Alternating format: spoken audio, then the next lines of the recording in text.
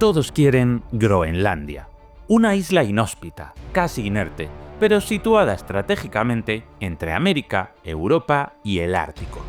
La isla pertenece a Dinamarca. Donald Trump ansía comprarla y Rusia mira de reojo. Así que, ¿cuál es el valor de esta isla? Hoy vamos a hablar de geografía, de historia y de recursos, pero también de geopolítica e imperialismo. Así que si quieres entender por qué la isla es danesa y por qué Estados Unidos la ambiciona, este es tu vídeo. Bienvenidos a Groenlandia. La historia de Groenlandia. Toda historia tiene un comienzo, así que vamos a empezar explicando cómo se pobló la isla. Porque, aunque los daneses sean así, los groenlandeses son muy distintos, no son una población de origen europeo. Los primeros habitantes de Groenlandia fueron culturas paleoesquimales que migraron desde América del Norte hace más de 4.500 años. Estas comunidades, como la cultura Sakak, sobrevivieron en un entorno extremo mediante la caza de focas, caribúes y ballenas. Posteriormente, alrededor del año 1200 de nuestra era, los inuit, los esquimales típicos, que son los ancestros de la mayoría de los groenlandeses actuales, llegaron a la isla, trayendo consigo tecnologías más avanzadas, como kayaks y herramientas de marfil, que les permitieron prosperar en las duras condiciones árticas. En el siglo X, Groenlandia fue visitada por exploradores vikingos liderados por Erik el Rojo, quien huyó de Islandia tras ser desterrado. Erik el Rojo venía de Islandia, una isla que no es precisamente un vergel, pero que al menos no está helada. Los vikingos llamaban a Islandia Island, la tierra del hielo. Cuando Erik el Rojo se encontró con esta enorme isla cubierta de hielo, en la cual solo se puede habitar en las costas, usó una refinada táctica. La llamó Groenland, es decir, la isla verde, para así engatusar a otros vikingos y que emigraran colonos allí. Cuando llegaron a la isla y se encontraron que verde, lo que se dice verde, había bien poquito, te puedes imaginar lo que pensaron.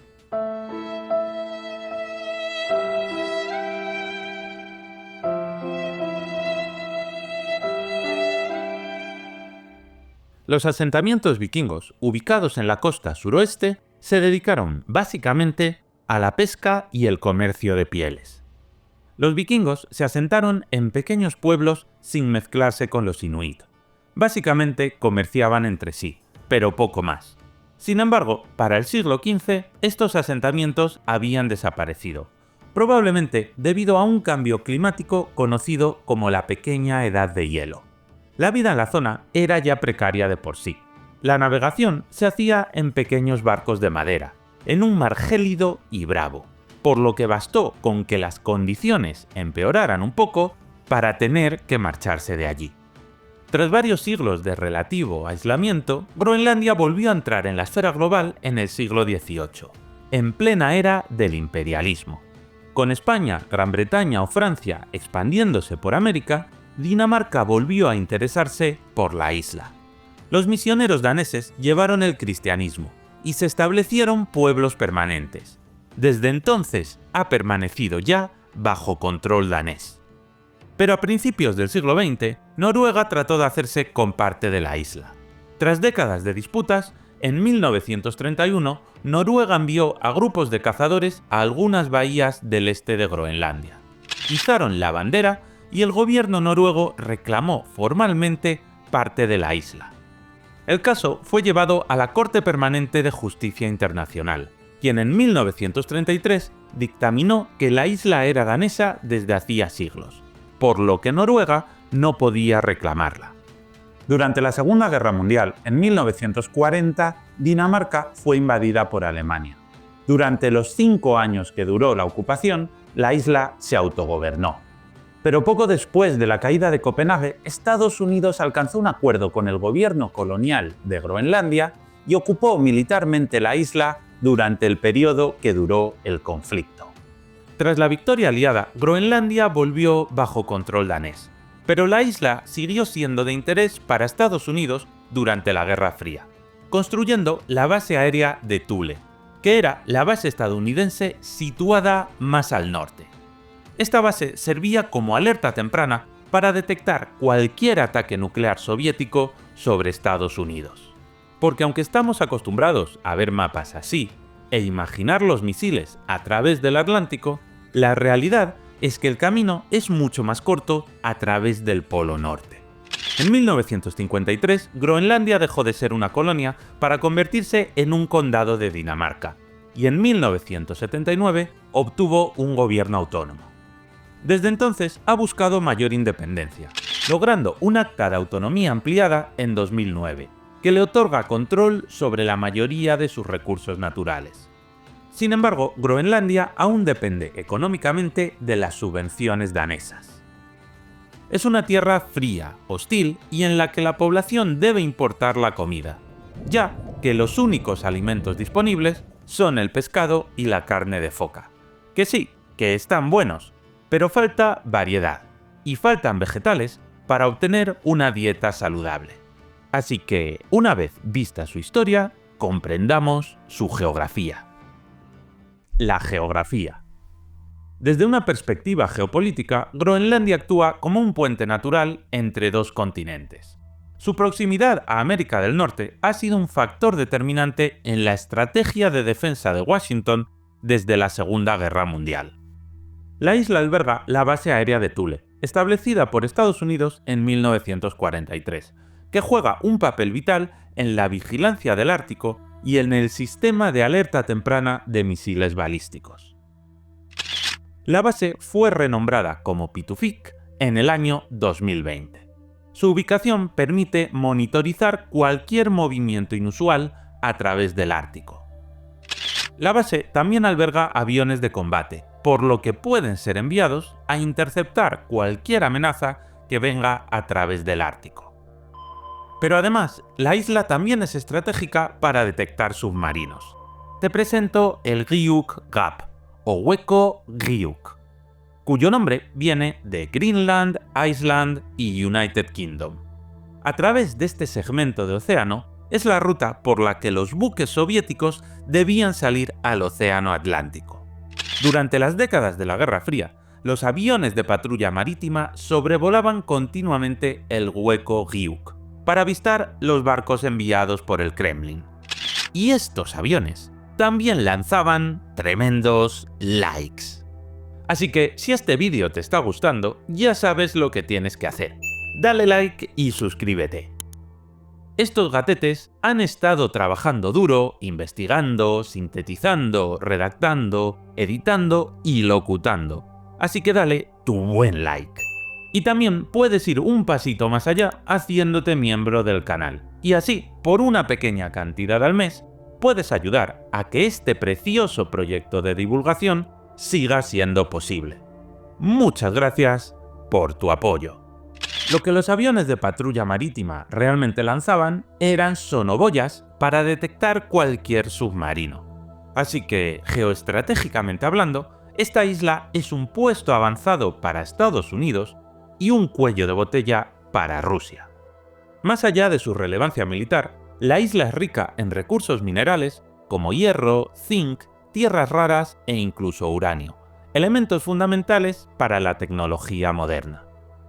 Las reservas conocidas están situadas en la costa, ya que todo el interior de la isla está cubierto bajo un enorme casquete polar que puede llegar a alcanzar, ojo, agárrate, 3 kilómetros de altura en la zona más gruesa.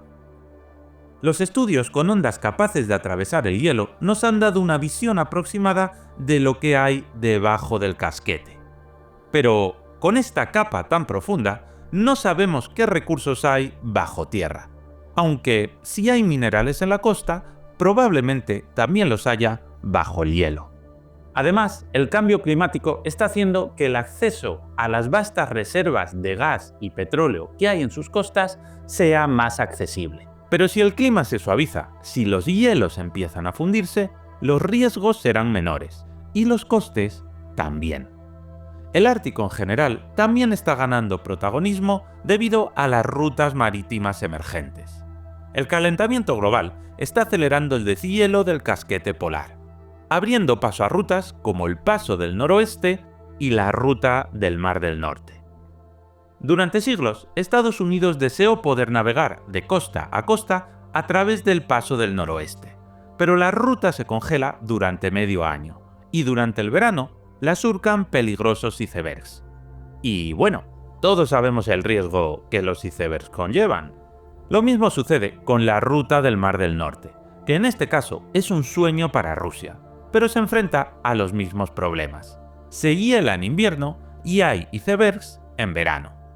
Estas vías reducen considerablemente la distancia entre Asia, Europa y América del Norte, en comparación con las rutas tradicionales a través del Canal de Panamá o el Canal de Suez. Por ejemplo, el trayecto entre Shanghái y Hamburgo es aproximadamente un 30% más corto por el Ártico que por el Canal de Suez. Los puertos groenlandeses, aunque aún poco desarrollados, tienen el potencial de convertirse en puntos de escala importantes para el reabastecimiento, la reparación de embarcaciones y la coordinación de operaciones de búsqueda y rescate en una región donde las condiciones climáticas extremas suponen grandes desafíos. Las tasas por el uso de instalaciones portuarias, los servicios logísticos y el potencial desarrollo de la infraestructura marítima podrían convertirse en fuentes importantes de ingresos para la isla. Rusia ha invertido considerablemente en el desarrollo de su ruta del Mar del Norte, mientras que Estados Unidos y la Unión Europea han mostrado interés en garantizar la seguridad y la sostenibilidad de estas vías. China, aunque no es un país ártico, también ha declarado su intención de participar en el desarrollo de las rutas de la seda polares.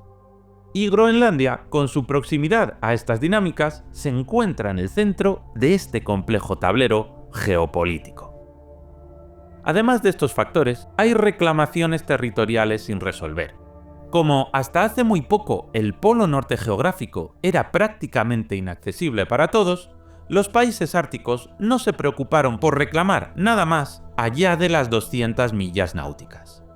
Pero recientemente, Rusia fue el primer país en reclamar una extensa porción del lecho marino, basándose en que, según su versión, la dorsal de Lomonosov, una cordillera submarina, es una prolongación de la plataforma siberiana.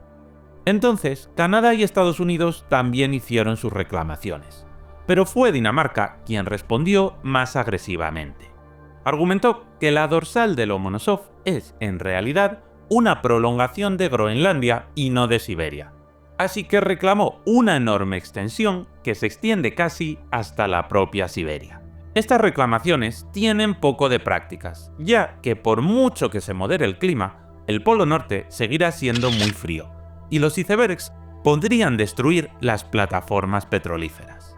Pero a pesar de estos inconvenientes, sí que podría servir para practicar la minería submarina, recogiendo nódulos de minerales del lecho marino, un lugar que nunca se congela. Con el calentamiento global siendo ya una realidad, solo es cuestión de tiempo que cada vez haya menos hielo en Groenlandia y que su clima sea menos duro. Su clima nunca será el de Florida, está claro, pero puede moderarse lo suficiente como para que las oportunidades económicas aumenten y sea más atractivo para que técnicos de todo tipo estén dispuestos a emigrar. Así que, con un panorama así, Donald Trump, la misma persona que niega el calentamiento global, ve las oportunidades de dicho calentamiento y quiere comprar la isla. Pero en Dinamarca no ven el trato. Así que se hace necesario entender ahora cuál es el encaje de Groenlandia dentro del reino de Dinamarca. Groenlandia dentro de Dinamarca. Desde que Dinamarca consolidó su soberanía sobre la isla en 1814, Groenlandia ha sido parte integral del reino. Durante los siglos XIX y parte del XX, Groenlandia fue tratada como una colonia, con limitadas oportunidades de autogobierno. La isla estaba dominada económicamente por la pequeña élite danesa, mientras que el 90% de los habitantes, los inuit, no tenían nada que opinar. Este estatus comenzó a cambiar en 1953, cuando se integró oficialmente como un condado de Dinamarca. Fue entonces cuando ese 90% de inuits pudo hacer valer su peso en las urnas. En 1979 se dio un paso importante hacia la autonomía con la creación del Gobierno Autónomo de Groenlandia, que otorgó a la isla un mayor control sobre sus asuntos internos. En 2009, el Acta de Autonomía Ampliada reforzó aún más esta autogestión, permitiendo a Groenlandia controlar sus recursos naturales y establecer su idioma, el groenlandés, como lengua oficial. Es decir, a día de hoy, Groenlandia es una región con una autonomía muy grande, similar a los estados de Estados Unidos o a las comunidades autónomas de España. Aunque, eso sí, Dinamarca se reserva algunas competencias como la defensa o la política exterior. Dinamarca continúa proporcionando una subvención anual que representa alrededor de un 20% del PIB groenlandés, lo que hace que la economía de la isla dependa en gran medida de esta ayuda. Y esto es importante, porque Groenlandia necesita ese aporte extra del 20% para equilibrar sus cuentas. Su economía depende básicamente de los siguientes sectores: el empleo público, la pesca y, a mucha distancia, un sector turístico muy pequeño y una minería que también es muy pequeña. Sin el dinero aportado por Dinamarca no se podrían pagar los salarios públicos, que dan trabajo al 45% de la población. A día de hoy, Groenlandia no sería un país viable por sí mismo. No genera suficiente dinero para autosostenerse. Esta es la razón por la que el movimiento independentista es pequeño. La gente sabe que dependen del dinero que llega de Dinamarca. Sin embargo, Groenlandia está buscando diversificar su economía a través de la explotación de recursos naturales como minerales, petróleo y gas, y mediante el desarrollo de sectores como el turismo y la pesca. Este deseo de autosuficiencia económica es un paso clave hacia una posible independencia. Y aquí las piedras angulares son el petróleo y el gas. Algunos de los países más ricos del mundo lo son por los hidrocarburos. Ya sabes, los países del Golfo Pérsico. Es como jugar a la geopolítica con trucos. Pinchas en el suelo y empieza a brotar el dinero. Así que si Groenlandia lograra extraer hidrocarburos masivamente, seguramente el deseo de independencia aumentaría. Sin embargo, esta perspectiva también genera tensiones, ya que la explotación de estos recursos podría entrar en conflicto con las políticas ambientales de Dinamarca y con los compromisos internacionales sobre sostenibilidad. Pero, además, también entraría en conflicto con la cultura milenaria de los inuit, basada en una caza y pesca sostenible. Contribuir mediante la extracción de hidrocarburos al derretimiento de los polos sería poner fin a la que ha sido su identidad cultural. La creciente autonomía de Groenlandia también tiene implicaciones geopolíticas. Como parte del Reino de Dinamarca, la isla forma parte de la OTAN. Esto ha permitido a Groenlandia beneficiarse de una red de seguridad internacional, ya que si fuera un país independiente, sería incapaz de defenderse por sí mismo. Con solo 57.000 habitantes y una superficie gigantesca, difícilmente podría defenderse de una invasión. Y la realidad es que sus mayores amenazas son dos grandes potencias. En caso de que alguien la invada, serían Rusia o Estados Unidos. Si la isla alcanzara la independencia, tendría que negociar acuerdos de defensa y comercio con potencias como Estados Unidos, Rusia o China. Y alinearse con Rusia o China podría tener consecuencias devastadoras. Estados Unidos podría invadirla. Todos quieren Groenlandia. Durante siglos, el frío y el hielo hicieron que ninguna de las grandes potencias se interesara por Groenlandia. Solo así se explica que fuera Dinamarca, y no España, Francia o Inglaterra, quien se hiciera con el control de la isla. Pero con el calentamiento global, las cosas están cambiando. Estados Unidos ha tenido una relación histórica con Groenlandia, reforzada por su proximidad al continente americano. La base aérea de Pituffik es un activo estratégico vital en la defensa de la región del Ártico para Estados Unidos. y en el sistema de alerta temprana de misiles balísticos. La creciente militarización del Ártico, impulsada en gran parte por la expansión rusa, ha llevado a Estados Unidos a reforzar su presencia en la zona.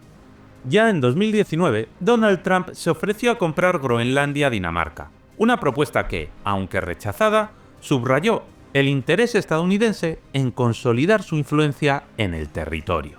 Por otro lado, China ha emergido como un actor inesperado en la región ártica, impulsando su concepto de las rutas de la seda polares. Aunque no es un estado ártico, Pekín ha invertido en proyectos de infraestructura y minería en Groenlandia, buscando acceso a sus valiosos recursos minerales, como tierras raras, fundamentales para la industria tecnológica. Si Groenlandia se independizara, China podría tratar de ganársela como aliada. Una estrategia para ganar influencia en una región geopolíticamente sensible. Rusia, como el país con mayor litoral ártico, también ha intensificado sus actividades en la región. Aunque su foco principal está en la ruta del Mar del Norte y en la explotación de recursos energéticos, las operaciones militares y científicas rusas en el Ártico han tenido un impacto directo en Groenlandia, obligando a otras potencias a prestar más atención a su defensa. La creciente militarización rusa ha despertado preocupaciones sobre posibles conflictos en una región que, hasta hace poco, era vista como un espacio de cooperación. Mientras tanto, la Unión Europea considera a Groenlandia un territorio estratégico clave, especialmente en términos de acceso a recursos críticos y sostenibilidad ambiental. La UE ha financiado investigaciones sobre el impacto del cambio climático en la región y ha buscado reforzar sus lazos con Groenlandia para contrarrestar la influencia de actores externos como China. En este complejo tablero, Groenlandia no solo es un objeto de interés, sino también un actor que busca maximizar sus beneficios. Su creciente autonomía y su potencial independencia de Dinamarca están transformando la dinámica regional. Como resultado, el territorio tiene el poder de negociar con grandes potencias en busca de alianzas que promuevan su desarrollo y seguridad. Perspectivas de futuro. Groenlandia se encuentra en un momento crucial de su historia. Uno de los mayores desafíos en la seguridad ártica es la militarización de la región. Rusia ha incrementado significativamente su presencia militar con la modernización de bases y el despliegue de sistemas de defensa aérea. Estas acciones han generado preocupaciones entre otras potencias, como Estados Unidos, que considera el Ártico una extensión de su defensa nacional. Groenlandia, como parte del Reino de Dinamarca y miembro de la OTAN, se encuentra en el centro de esta competencia estratégica. Una invasión rusa de Groenlandia es poco probable, ya que desataría una respuesta inmediata de Estados Unidos, que no querría perder la base de Pitufik. Pero lo que sí es más probable es una invasión estadounidense. En enero de 2025, Donald Trump ha amenazado con invadir Groenlandia. La invasión es, aún así, poco probable, ya que se puede conseguir lo mismo chantajeando a Dinamarca con medios no violentos, como los aranceles del 100% que también ha propuesto Trump. Pero si Estados Unidos invadiera la isla, saltaría por los aires la OTAN. La alianza es una herramienta de defensa mutua, y que su país más importante ataque a otro país miembro rompería totalmente la confianza entre Estados Unidos y las naciones europeas. De hacerlo, Estados Unidos ganaría un nuevo territorio, sí, pero se rompería su alianza más preciada. Europa se vería obligada a construir una alianza puramente europea, a convertir la Unión Europea en una verdadera potencia militar. Y la verdad es que eso a Estados Unidos no le interesa. A día de hoy, Europa carece de una verdadera política exterior y carece también de una verdadera industria de defensa, comparándolo con el gigante norteamericano. Si la confianza entre Estados Unidos y Europa se rompiera y los países europeos dejaran de comprar material militar norteamericano, Estados Unidos perdería mucho más dinero del que ganaría extrayendo recursos de Groenlandia. La gobernanza del Ártico también es un tema central en la seguridad regional. Aunque el Consejo Ártico, formado por los 8 estados árticos, ha sido un foro eficaz para la cooperación en temas ambientales y de desarrollo sostenible, no aborda directamente cuestiones de seguridad militar. Esto deja un vacío en la gestión de las tensiones geopolíticas. Una de las principales cuestiones que definirán el futuro de Groenlandia es su relación con Dinamarca y el grado de independencia que aspira a alcanzar. Aunque ya disfruta de una amplia autonomía, incluyendo el control sobre sus recursos naturales, el camino hacia la independencia total implicaría superar la dependencia de las subvenciones danesas, que representan cerca de un 20% de su PIB. Para reducir esta dependencia, Groenlandia necesita diversificar su economía y explotar de manera sostenible sus vastos recursos minerales, pesqueros y energéticos. Así que el futuro se debate entre 3 escenarios: seguir siendo parte de Dinamarca, ser un país independiente o ser parte de Estados Unidos. Resulta sorprendente que un presidente de Estados Unidos trate de comprar una isla como si fuera un producto, como si sus habitantes no tuvieran nada que opinar. La realidad es que Estados Unidos ha forjado parte de su historia así. La compra de Luisiana, la compra de Florida o la compra de Alaska son sus adquisiciones más sonadas. Más tarde, trató de comprar Cuba y Puerto Rico a España. Cuando Madrid se negó, Estados Unidos le declaró la guerra a España. Estados Unidos ya propuso la compra de Groenlandia en 1867, 1910, 1946 y 1955. Dinamarca siempre se negó. Y bueno, tuvieron suerte de que no fabricaran un casus belli. La historia es así. Y todos los países tienen episodios grises y vergonzosos. Pero tratar de aplicar la misma política en el siglo XXI me parece injustificable. Llegados a este punto, podemos ver lo interesante que es la isla en términos económicos, pero sobre todo geoestratégicos, y por qué Estados Unidos lleva más de un siglo deseando comprarla. Además, Trump ha construido gran parte de su identidad pública como empresario en torno a su capacidad para cerrar acuerdos grandes y audaces. Comprar Groenlandia, una operación sin precedentes, habría sido visto como la culminación de esa imagen. El negociador maestro que logró expandir Estados Unidos un siglo después. Todo esto también forma parte de un espectáculo para el mercado interno. Trump tiene un largo historial de hacer propuestas provocativas o llamativas que captan la atención de los medios, incluso si no son factibles. Anunciar su interés en Groenlandia generó titulares en todo el mundo y lo mantuvo en el centro del debate político y mediático, algo que él valora mucho: la política como espectáculo. Un espectáculo que ha seguido cuando Dinamarca ha rechazado de inmediato la propuesta y calificó la idea de absurda. Trump reaccionó cancelando una visita oficial al país y calificando a la primera ministra danesa, Mette Frederiksen, de desagradable. No sé, se me ocurre que eso de enfadarte porque un país no se pliega a tus deseos de venderte una porción no encaja con la política de adultos. Si te rechazan una oferta, mejórala. O mejor aún, propon acciones de nuestro siglo. No comprar una isla con gente como si compraras una tierra con ganado.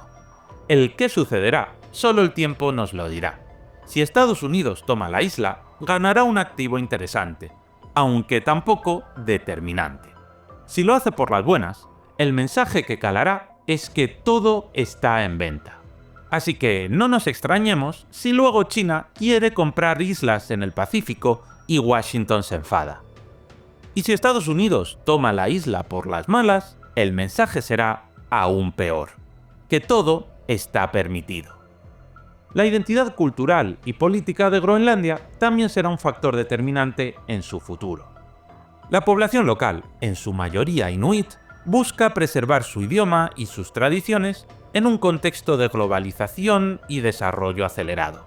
Y esto lo lograrán siendo parte de Estados Unidos, siendo independientes, o pueden mantenerlo siendo parte de Dinamarca. Pues Groenlandia tendrá que navegar cuidadosamente estas dinámicas para asegurar su soberanía y maximizar los beneficios de su creciente importancia estratégica. La isla que durante siglos nadie quiso, ahora la ambiciona el hombre más poderoso del mundo. Con esto llegamos al final de este vídeo. Si has llegado hasta aquí, significa que te ha gustado. Así que solo te voy a pedir que le des like, que te suscribas y que actives la campanita de las notificaciones. Incluso si te ha encantado, puedes plantearte hacerte miembro del canal, para así apoyar con una pequeña cantidad al mes que podamos seguir adelante con este maravilloso proyecto de divulgación. Una pequeña acción como esta es fundamental para que el canal pueda seguir funcionando.